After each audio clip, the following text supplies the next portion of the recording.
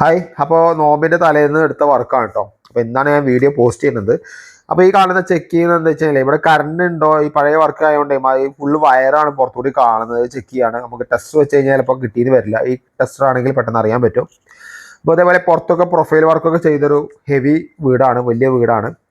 അപ്പോൾ അത്യാവശ്യം പുറത്തുകൂടിയൊക്കെ നല്ല പ്രൊഫൈലും കാര്യങ്ങളൊക്കെ ഉണ്ട് കേട്ടോ. അപ്പോൾ വയറിങ് നമ്മളെ കുറച്ച് വിളിച്ചിട്ടാണ് നമ്മളവിടെ സൈറ്റിൽ പോകുന്നത്. അപ്പോൾ വേറെ ഒരാളുടെ ചെയ്ത വർക്കിൽ നമുക്ക് പോകുമ്പോൾ തന്നെ വലിയ ഇടങ്ങാറാണ്. കാരണം എന്താ വെച്ച് കഴിഞ്ഞാൽ അതൊക്കെ ഒരുപാട് കൺഫ്യൂഷൻ ഉണ്ടാകും. കാരണം പലതും നമ്മൾ ചെക്ക് ചെയ്യണം, ആദ്യം മുതൽ വർക്ക് ചെയ്യണം.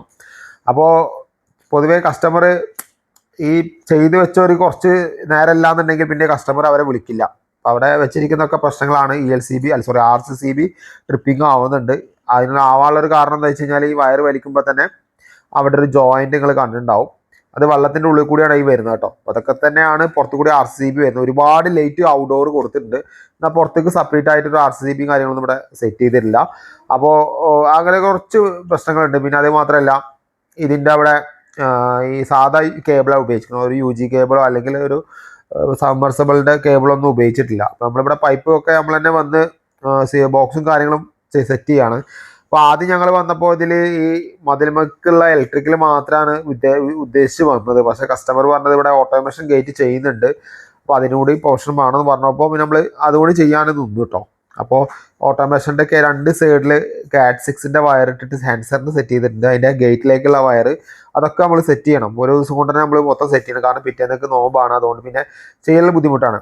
ഇപ്പം ഞാൻ ഈ അയക്കുന്നത് എന്താ വെച്ച് കഴിഞ്ഞാൽ ഒരു 35 മീറ്ററോളം ഈ ഡോർബെല്ലിൽ നിന്ന് മറ്റേ ഗേറ്റിൻ്റെ അവിടേക്ക് കൊണ്ടുപോകാനുള്ള കേബിൾ ഉണ്ട്.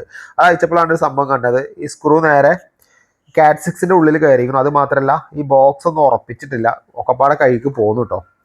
അപ്പോൾ അത് അത്രയും ദൂരം നമുക്ക് വലിക്കാണ്ട് പതുക്കെ നൈസിൽ വലിച്ചു ഉള്ളിൽ നിന്ന് പൊട്ടിക്കഴിഞ്ഞാൽ പിന്നെ സ്പ്രിങ് അത്രയും ദൂരം തള്ളാൻ പറ്റില്ല, ചിലപ്പോൾ കളക്കേണ്ടി വരും. എന്തോ ഭയം കൊണ്ട് കുഴപ്പമില്ലാത്ത രീതിയിൽ നമുക്കത് വന്നിട്ടുണ്ട് കേട്ടോ. അപ്പോൾ നമ്മളിവിടുന്ന് ഇപ്പോൾ വലിക്കുന്നത് വെച്ച് കഴിഞ്ഞാൽ ഇവിടെ ഒരു ക്യാമറ ഉണ്ട്. അപ്പോൾ ഈ ക്യാമറയുടെ വയർ മതിൽ കട്ട് ചെയ്തപ്പോൾ കട്ടായി. അപ്പോൾ ആ ക്യാമറയുടെ വയറും കൂടി നമ്മൾ വലിച്ചിട്ടുണ്ട്. അപ്പോൾ അതിന് അവർ ചായയും കാര്യങ്ങളൊക്കെ വന്നു. അപ്പോൾ ചായയും കുടിച്ച് കാര്യങ്ങൾ അപ്പത്തിന് ഏകദേശം ഒരു 5 മണി കഴിഞ്ഞു കേട്ടോ. പിന്നെ മണ്ണൊക്കെ ഇട്ട് മൂടി, ഇനി ഇത് ഒക്കെ തേക്കാനുണ്ട്, ബാക്കിൽ കുറച്ച് പൈപ്പ് അടിക്കാനുണ്ട്. അപ്പോൾ ഇതൊക്കെ ചെയ്തുകൊണ്ടിരിക്കുകയാണ്. അപ്പോൾ ഈ എല്ലാ ഭാഗത്തേക്കുള്ള CAT6 അതായത് ഈ ഗേറ്റിൻ്റെ 2 CAT6 അതിൻ്റെ 2 ഗേറ്റിലേക്കുള്ള പവർ കേബിളും ഒക്കെ നമ്മൾ അവിടെ കൊടുത്ത് നിർത്തിയിട്ടുണ്ട്. 2 സിൻടെക്സ് ബോക്സ് വെച്ചിട്ടാണ് സെറ്റ് ചെയ്തിരുന്നത്. കാരണം നിലവിലുള്ള ബോക്സ് കൂടിയൊക്കെ വെള്ളം കയറിയിട്ടുണ്ടായിരുന്നു. അവർ സിലിക്കോണൊക്കെ ഇട്ട് പാക്ക് ചെയ്തിരിക്കുകയായിരുന്നു കേട്ടോ. അതിൻ്റെ ഉള്ളിൽ വെള്ളം അധികം കറക്കില്ല. അപ്പോൾ ഇതാണ് ഗേറ്റിൻ്റെ വയറ് കാര്യങ്ങളൊക്കെ വെച്ചൊക്കെ സെറ്റാക്കിയിട്ട് മുകളിലേക്ക് ഗേറ്റിൻ്റെ മുകളിലേക്ക് 2 ലൈറ്റ് കൊടുത്തിട്ടുണ്ട്. ഡോർബെല്ല് സെറ്റാക്കിയിട്ടുണ്ട്. അതേപോലെ തന്നെ ഗേറ്റിൻ്റെ 2 സൈഡിലേക്ക് പ്രൊഫൈലും വേണം പറഞ്ഞിട്ടുണ്ടായിരുന്നു. അതൊക്കെ നമ്മൾ സെറ്റാക്കി കൊടുത്തിട്ടുണ്ട്. ഏകദേശം രാത്രി 9:30 ആയി കഴിഞ്ഞപ്പോൾ അതിനപ്പം എന്തായാലും സപ്പോർട്ട് ചെയ്യാം.